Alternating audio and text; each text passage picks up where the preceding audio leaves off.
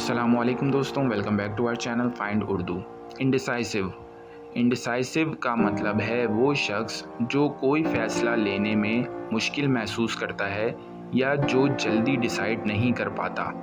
ऐसे लोग अक्सर दो या ज़्यादा ऑप्शंस में कंफ्यूज रहते हैं और किसी एक पर नहीं आ पाते। जैसे वो शॉपिंग में बहुत इंडिसाइसिव होता है, उसे ये समझ नहीं आता कि क्या लेना है। She was indecisive about which dress to wear for the party.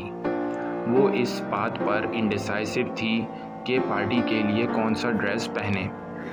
Indecisive का मतलब है फैसला ना करने की क्वालिटी, जहाँ शख्स कंफ्यूजन में रहता है। तो दोस्तों, ये था इंडिसाइसिव लफ्ज़ का मतलब। उम्मीद है अब आपको समझ में आ गया होगा। मिलते हैं नेक्स्ट वीडियो में। शुक्रिया।